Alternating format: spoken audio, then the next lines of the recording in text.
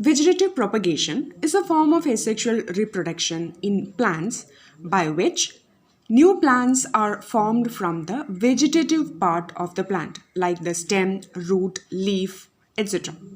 Some ways of vegetative propagation are layering, grafting, and budding. It is done in plants like sugarcane, roses, grapes, etc. Layering is the technique by which a branch of the plant is bent down to the soil so that the branch develops root and is still attached to the parent plant. And later, this branch will be detached from the parent plant and it will grow as a separate individual. Grafting is the process of joining two plants together. The shoot part of the desired plant is inserted into the root stalk of another plant. Now, the advantages of vegetative propagation. The plants which are produced by vegetative propagation can bear fruits and flowers earlier than those produced from seeds. The next advantage is that it makes the propagation of plants that have lost the capacity to produce seeds possible, like in the case of banana, rose, jasmine, etc. And then they produce individuals which are exactly similar to the parent plant.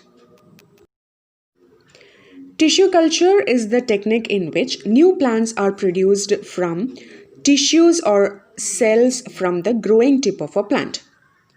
That means cells will be isolated from the growing tip of a plant and it will be placed in an artificial medium which contains nutrients. The cells will divide and form a group of cells called callus. This callus is then later transferred to a medium which contains hormones. As a result, it will grow and differentiate to form small plantlets. These plantlets are transferred to soil for maturing into plants. Spore formation is the process by which new individuals develop from spores. Example, in bread mold or rhizopus, spore formation is the method of reproduction.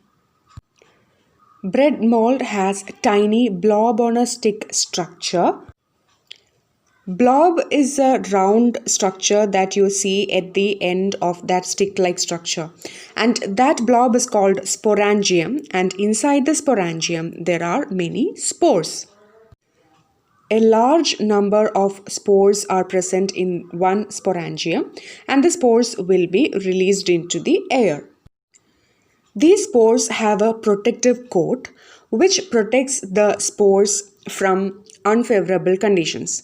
When favorable conditions are available, this protective wall will break and the spores will germinate to form new individuals. These are the advantages of spore formation. It can survive under unfavorable conditions because it has a hard protective coat. Now, large number of spores are present in the sporangium, so a lot of spores are released at a single time. And the spores are of very light in weight, so they are dispersed in the air to far off places. So these are the advantages of spore formation.